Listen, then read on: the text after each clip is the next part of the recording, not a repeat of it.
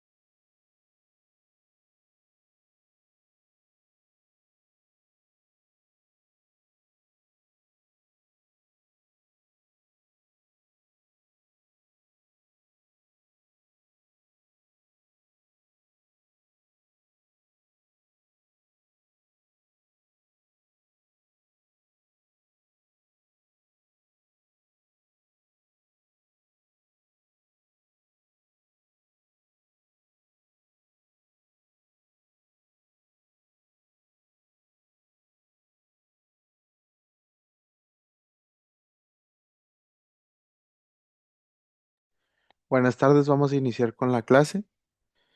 Eh, Antes de iniciar con el contenido, quiero agradecerles sinceramente que se hayan conectado a esta sesión en línea, ya que la educación en modalidad virtual tiene una exigencia distinta, porque requiere atención consciente, disciplina personal y sobre todo disposición intelectual. El hecho de que estén aquí demuestra que no están tomando esta materia como un trámite, sino como una oportunidad real de formación profesional. Quiero que tengan en claro desde este momento algo muy importante, que el derecho mercantil no es una materia decorativa dentro del plan de estudios, no está ahí para cumplir ni para memorizar conceptos. Es una de las ramas del derecho que más impacto real tiene en la vida económica, empresarial y productiva del país, y particularmente en un estado como Nuevo León. Durante, a lo largo de la sesión, no les voy a pedir que memoricen artículos ni que repitan definiciones. Lo que vamos a hacer es entender la lógica del derecho mercantil, por qué existe, para qué sirve y cómo se manifiesta en la realidad cotidiana de las empresas. Y bueno, este... ¿Qué es el derecho mercantil? Una rama especializada, parte del derecho privado que regula las relaciones jurídicas em, y actos entre comerciantes en el ejercicio de su actividad empresarial, intercambio comercial, normal, intercambio de bienes y servicios en el ámbito de las actividades empresariales y mercantiles, y marco normativo, que en México se rige principalmente por el Código de Comercio, promulgando desde 1889 y actualizado constantemente.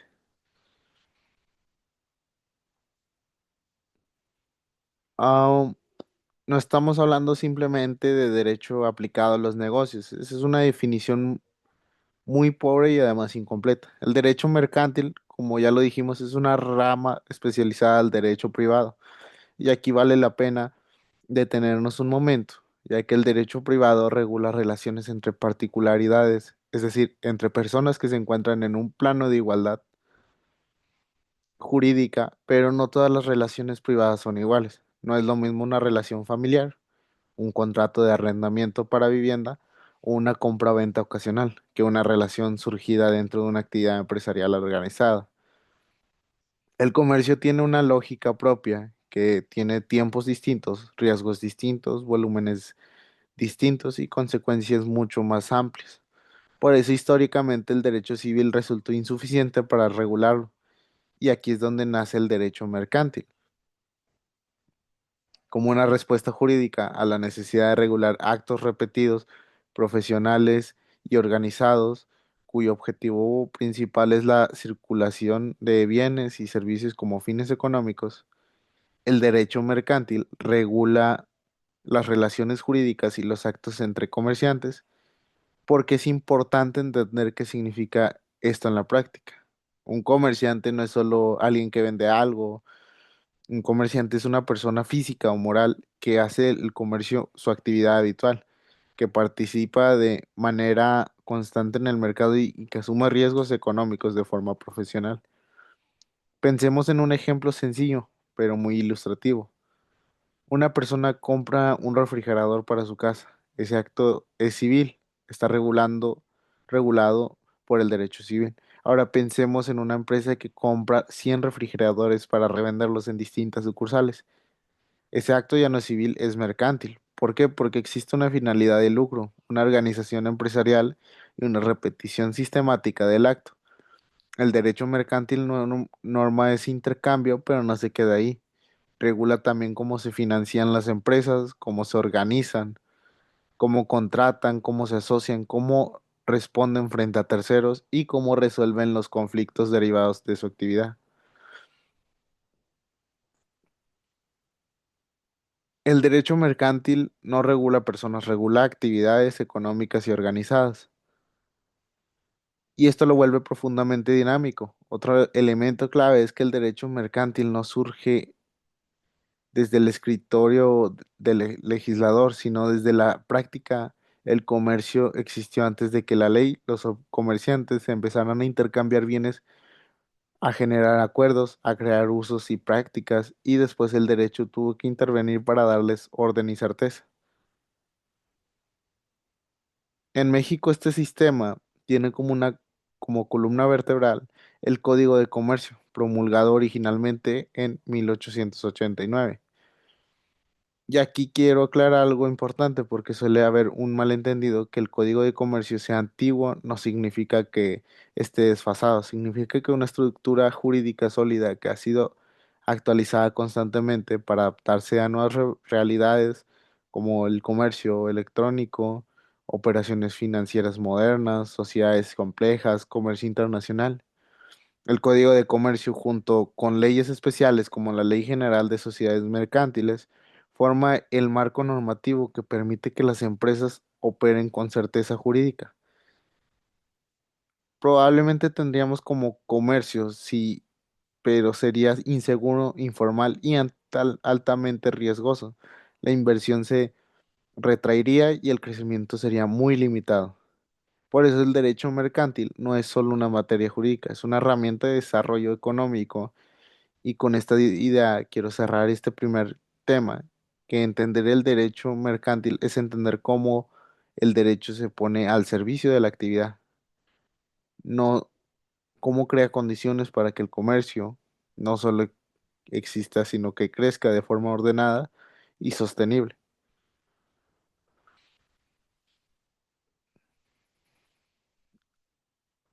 Ahora, en la naturaleza del derecho mercantil, tenemos derecho especial, que establece normas específicas para actividades comerciales, distinguiéndose del derecho civil común como regulaciones adaptadas al comercio, al derecho profesional, creando específicamente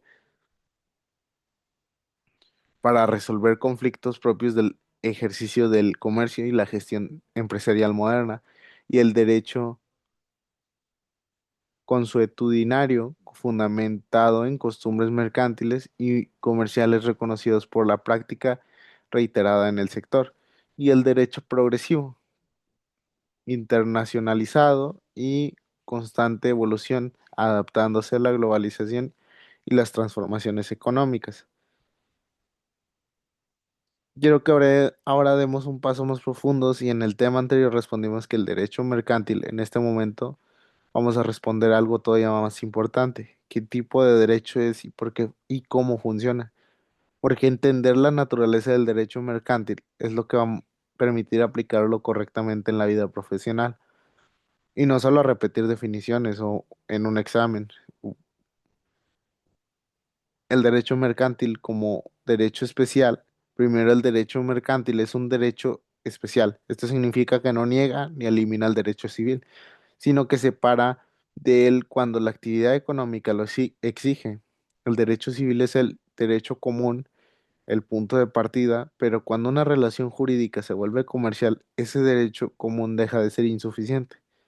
La razón del por qué, porque el comercio tiene necesidades muy particulares: rapidez en las operaciones, seguridad en el crédito, flexibilidad contractual y previsibilidad en los resultados jurídicos. El derecho civil, con su enfoque más rígido y protector de situaciones individuales, no fue diseñado para soportar la velocidad y complejidad del comercio moderno. Déjenme ponerlo como un ejemplo muy claro. Imaginen un contrato entre dos particulares para vender una casa. Ese contrato puede tomar semanas e incluso meses en negociarse y firmarse y formalizarse. Y está bien, se protege a las partes, se analizan riesgos, se revisa todo con calma. Ahora imaginen una empresa que realiza cientos de operaciones comerciales al mes. Compra insumos, vende productos, contrata transporte, obtiene financiamiento. Si cada operación tuviera el mismo nivel de rigidez civil, la empresa simplemente no podría operar. Ahí entra el derecho mercantil como derecho especial para adaptar las reglas jurídicas a la realidad económica y no al revés. El derecho mercantil como derecho profesional, el derecho mercantil, como ya lo dijimos, es un derecho especial, profesional, perdón. Es, esto quiere decir que no está pensado para relaciones ocasionales, sino para regular conflictos y situaciones propias del ejercicio habitual del comercio. El comerciante no actúa una sola voz, actúa de manera constante y organizada y con una lógica empresarial. Por eso el derecho mercantil presume conocimiento, exige diligencia y asigna responsabilidades más estrictas. Aquí el derecho parte de una idea muy clara: quien participa en el comercio asume riesgos conscientemente. Este tiene consecuencias jurídicas muy importantes. Por ejemplo, en muchos casos el comerciante no puede alegar desconocimiento ni puede escudarse en errores que dentro de su actividad profesional debería haber previsto. En términos simples, al comerciante se le exige más porque sabe más, actúa de manera profesional y piensa en una empresa que firma un contrato de suministro sin leerlo adecuadamente. En el ámbito civil podría haber cierto margen de protección. En el ámbito mercantil, ese margen se reduce drásticamente. Y pasando al tercero, que es el derecho mercantil como derecho consuetudinario, que ahora entramos a uno de los aspectos más interesantes y muchas veces menos comprendidos. El derecho mercantil es una buena medida, es decir, un derecho que se nutre de la costumbre. Históricamente los comerciantes crearon sus propias reglas antes de que existieran códigos formales. Necesitaban acuerdos rápidos, prácticas comunes, usos aceptados por todos para poder operar con confianza.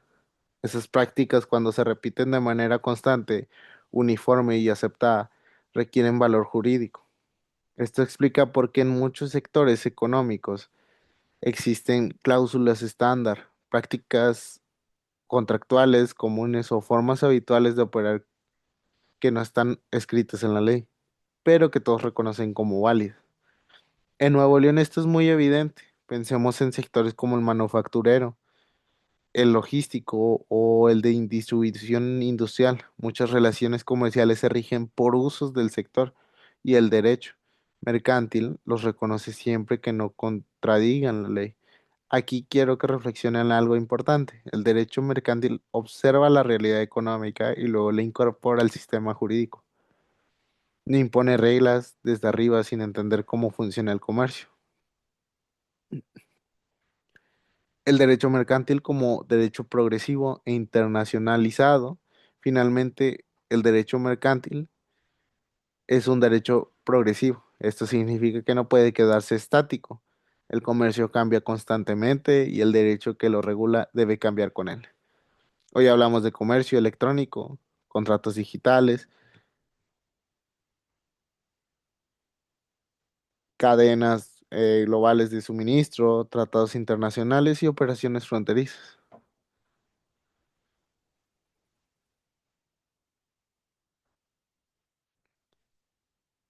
Un ejemplo muy claro lo tenemos en las empresas regiomontanas que operan bajo el TEMEC. Estas empresas han tenido que adaptar no solo sus procesos productivos, sino también sus estructuras jurídicas, contratos, cumplimiento normativo y mecanismos de solución de controversias, perdón. El derecho mercantil moderno ya no se limita al ámbito nacional, es un derecho profundamente internacionalizado que dialoga con normas extranjeras, tratados y prácticas globales.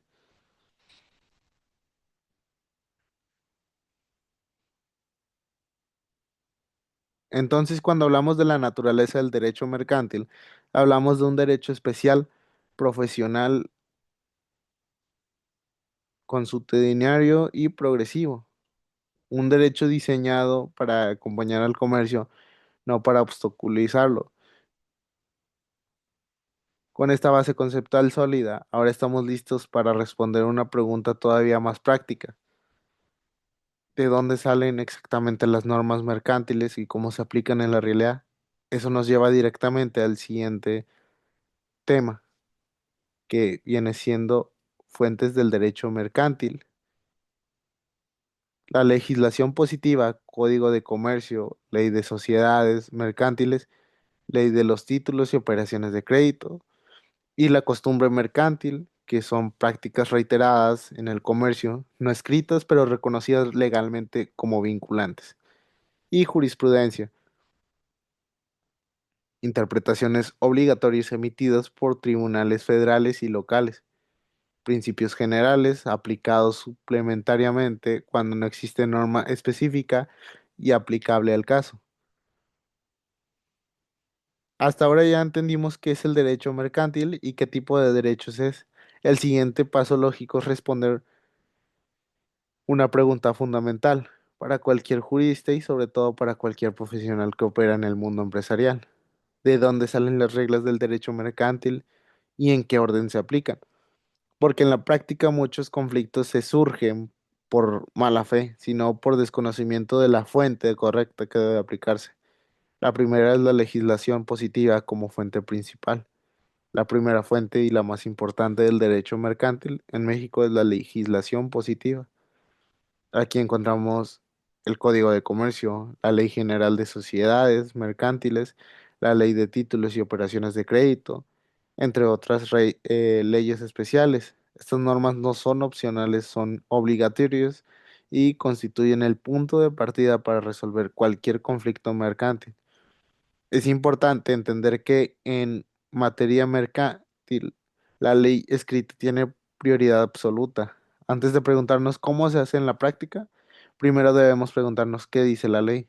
Y esto es especialmente relevante en contextos empresariales complejos, donde un error de interpretación legal puede traducirse en pérdidas económicas importantes.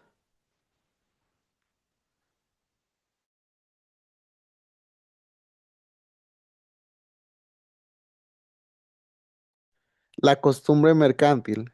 La segunda fuente es la costumbre mercantil. Y aquí el derecho mercantil muestra nuevamente su carácter práctico. La costumbre mercantil está formada por prácticas reiteradas, constantes y aceptadas dentro de un sector económico. No están escritas en la ley, pero el derecho las reconoce como obligatorias, siempre que no contradigan una norma legal. Esto es muy común en sectores productivos de Nuevo León, por ejemplo, en contratos de distribución o suministro industrial. Muchas cláusulas se basan en usos del sector que todos conocen y aceptan, aunque no parezca literalmente en el Código de Comercio. Aquí quiero subrayar algo importante. La costumbre no sustituye a la ley, la complementa. La tercera, la jurisprudencia, la tercera fuente. Los tribunales al resolver conflictos mercantiles interpretan la ley cuando esas interpretaciones se repiten de manera constante, se vuelven obligatorias para casos similares. Esto significa que el derecho mercantil no solo se construye en el Congreso, sino también en los tribunales. Para las empresas esto es crucial, porque muchas veces la forma correcta de aplicar la ley no está clara hasta que un juez la interpreta.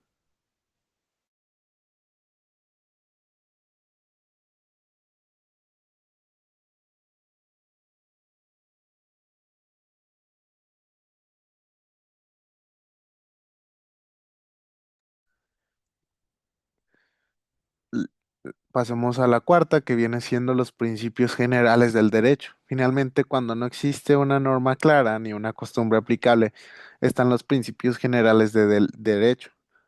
Estos principios funcionan como una red de seguridad jurídica que permiten resolver casos sin dejar vacíos legales, garantizando justicia, equidad y coherencia en las decisiones.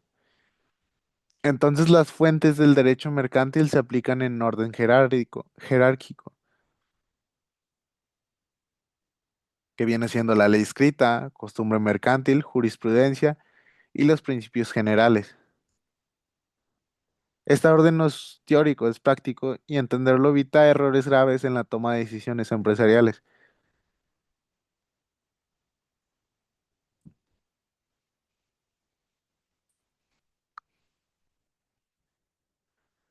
Y avanzando a la siguiente diapositiva, tenemos como tema sujetos del derecho mercantil: comerciante, persona física, empresarios individuales, emprendedores con actividad mercantil y profesionales del comercio.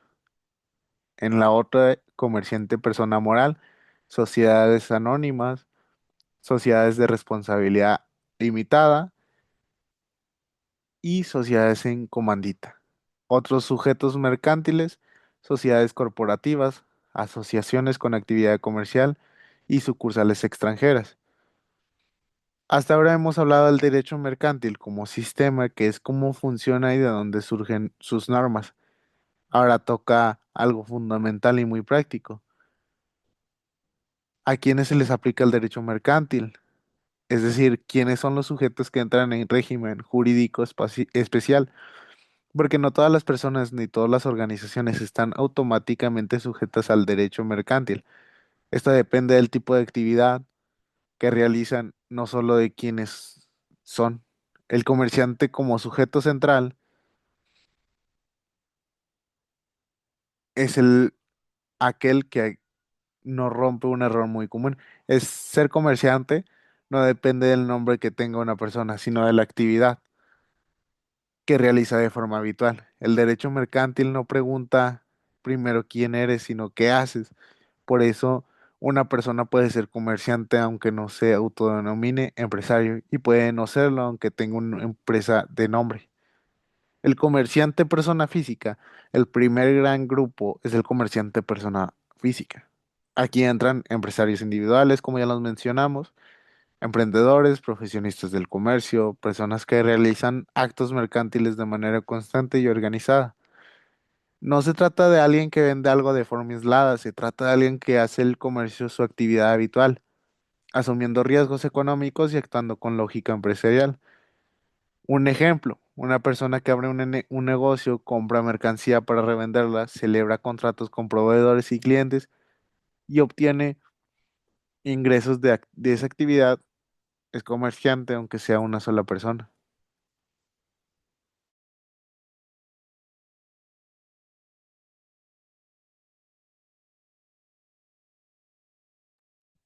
Con el siguiente que seguimos es comerciante persona moral. El segundo gran grupo es el comerciante persona moral, es decir, las sociedades mercantiles. Aquí encontramos lo que habíamos mencionado, que son las sociedades anónimas, sociedades de responsabilidad, sociedades en comandita, entre muchas más. Estas figuras no existen por casualidad, surgen para organizar el capital, distribuir riesgos y permitir que la actividad económica crezca más allá de una sola persona. Una ventaja clave de las personas morales es la separación entre el patrimonio personal y el patrimonio de la empresa, lo cual tiene implicaciones enormes en materia de responsabilidad y seguridad jurídica. En Nuevo León, este tipo de sociedades son la base del sector industrial y exportador. Otros sujetos mercantiles, además de comerciantes, personas físicas, morales, el derecho mercantil reconoce otros sujetos como las sociedades cooperativas, asociaciones que realizan actividad comercial y las sucursales extranjeras. Estos sujetos, aunque tengan naturalezas distintas, entran al régimen mercantil cuando participan en el comercio. Pensemos en un caso muy típico en la región. Una sociedad anónima regiomontana legalmente constituida ante un notario público con un objeto social dedicado a la manufactura y exportación de autopartes para la industria automotriz norteamericana, perdón, esté inscrita en el registro.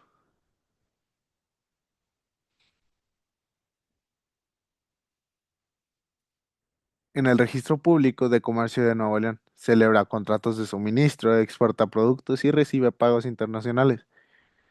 Es un sujeto plenamente mercantil y todas sus relaciones jurídicas principales se rigen por el derecho mercantil. Entonces, el punto clave que quiero que se lleven es, en derecho mercantil el sujeto se define por la actividad, no solo por la persona. Entender quién es comerciante y quién nos los define, qué reglas aplican, qué obligaciones existen y qué responsabilidades asumen. Con esto claro, el siguiente paso es todavía más práctico, ver cómo todo este marco jurídico se aterriza en la operación diaria de las empresas, particularmente en el sector productivo de Nuevo León.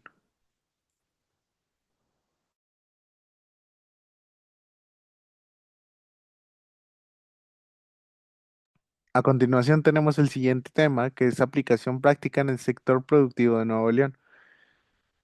Hasta ahora, a este punto ya tenemos el marco conceptual completo. Ahora vamos a responder qué realmente le importa a la empresa, cómo se aplica el derecho mercantil en la operación diaria del sector productivo. En Nuevo León, el derecho mercantil no es teoría, es una condición básica para operar.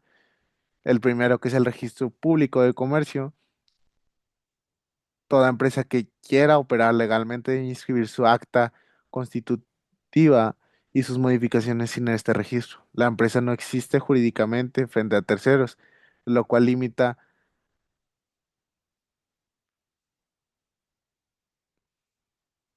el financiamiento y el crecimiento.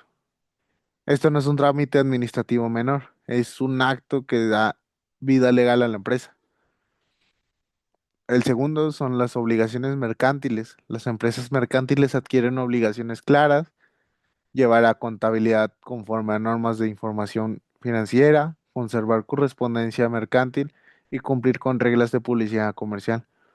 Estas obligaciones no son opcionales, permiten transparencia, control y seguridad jurídica. Y por último tenemos contratos mercantiles. ¿Qué es la operación empresarial que gira en torno a los contratos mercantiles?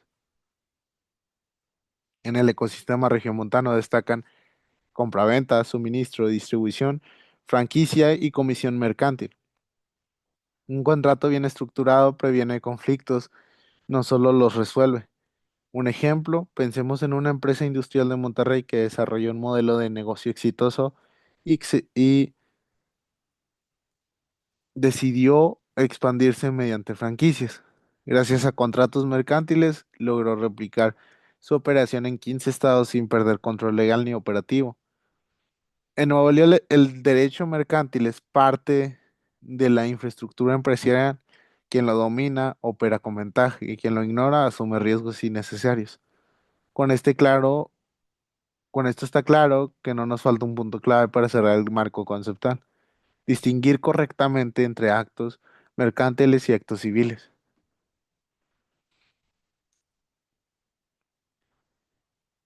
Y en el siguiente tema tenemos diapositiva, tenemos diferenciación entre actos mercantiles y actos civiles. Uno de los errores más comunes en la práctica jurídica y empresarial es no distinguir correctamente cuando un acto es mercantil y cuando es civil. Y esta distinción no es académica, tiene consecuencias jurídicas muy concretas. Por eso quiero que este tema lo entendamos bien. Actos absolutamente mercantiles. Existen actos que siempre son mercantiles sin importar quién los realice. Y aquí entran, por ejemplo, los compraventas de mercancías para reventa, los contratos bancarios, la emisión y negociación de títulos de crédito, las operaciones de bolsa. Estos actos nacen, se desarrollan y se extinguen dentro de la lógica del comercio. No importa si los realiza una gran empresa o una persona física, su naturaleza es mercantil. El segundo es actos de mercantilidad condicionada. Aquí es donde suelen surgir también dudas, ya que hay actos que originalmente son civiles, pero que se vuelven mercantiles por su contexto o finalidad. El derecho mercantil no solo analiza la forma del acto, sino para qué se realiza. Un ejemplo muy claro es el arrendamiento. Arrendar una casa para vivir es un acto civil. Para arrendar una nave industrial para producir bienes destinados al mercado, convierte ese arrendamiento en un acto mercantil. Un caso práctico que les puedo decir es, pensemos en un contrato de arrendamiento de una nave industrial ubicada en el Parque Industrial de Finza, de Monterrey, destinada a la producción de componentes electrónicos. Aunque el contrato en apariencia es un arrendamiento típicamente civil, su finalidad productiva y comercial lo transforma en un acto mercantil. Por lo tanto, se rige por normas mercantiles. Eso impacta en interpretación del contrato, responsabilidades, medios de solución de conflictos. El punto clave es la naturaleza del acto no depende solo de su nombre, sino de su finalidad económica. Entender esta diferencia evita errores graves en la operación empresarial y en la toma de decisiones jurídicas. Con esto ya tenemos completo el marco conceptual del derecho mercantil. Ahora es momento de integrar todo lo aprendido, cerrar la sesión con las conclusiones claras y una reflexión profesional. Antes de cerrar, hagamos un breve recuerdo de lo que vimos hoy. Analizamos qué es el derecho mercantil y por qué existe. Comprendimos su naturaleza como derecho, que fue el especial, profesional. Identificamos sus principales fuentes en el sistema jurídico mexicano. Revisamos quiénes son los sujetos del derecho mercantil. Aterrizamos su aplicación práctica en el sector productivo de Nuevo León. Distinguimos claramente entre actos mercantiles y actos civiles y reflexionamos sobre su impacto estratégico en la actividad empresarial. Y bueno, espero que esta sesión les haya permitido ver el derecho mercantil con otros ojos, no como un conjunto de normas aisladas, sino como una herramienta jurídica clave para el desarrollo económico y profesional. De nuevo les agradezco sinceramente su atención, su disposición y su tiempo. ¿Alguna pregunta que tengan acerca del tema que vimos hoy?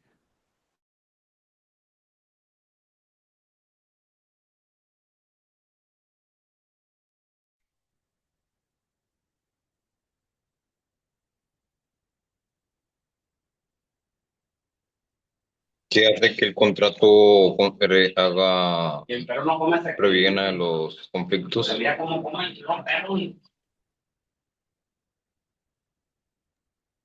Ah, ¿cómo, compañero? Es que no alcancé a escuchar bien. Estaba escuchando que un contrato bien estructurado prevenía conflictos. No sé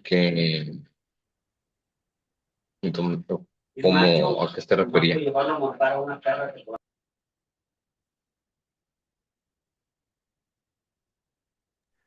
Ah, sí, se refiere a que un contrato, claro, deja reglas bien definidas. Así cada parte sabe qué le toca hacer, qué recibe y qué pasa si algo sale mal. Eso evita los malentendidos, pleitos y problemas legales desde el inicio. En pocas palabras, menos confusión y menos problemas. Gracias. Hola, maestro, buenas tardes. Disculpe, ¿usted siempre va a hacer su sesión, o sea, la sesión de su clase el día de hoy, miércoles a la 1? ¿O nada más fue por el día de hoy? Buenas tardes. No, sí, va a quedar así a los miércoles ¿cómo se llama? A la 1, perdón. Este, igual y para que, ya más o menos vean, ¿verdad? Pero sí va a ser siempre los miércoles a la 1. Ok, muchas gracias. De nada. ¿Alguna otra pregunta que tengan? ¿Qué tal, maestro? Buenas tardes. Buenas tardes. Sí, una pregunta. ¿Las diapositivas se va a quedar como material de apoyo en la sesión, en la página? Sí, sí, se van a poder, para que las puedan ver y así sin ningún problema puedan checarlas y verlas de nuevo. Perfecto. Gracias, maestro. Gracias. De nada. Buenas Maestro, tardes. Dime. perdón, buenas tardes. Disculpe, lo que pasa es que, bueno, yo soy del aula D y todavía no he podido subir mi participación del foro de presentación porque no me aparecía habilitado. Ok, ok. Sí habíamos tenido un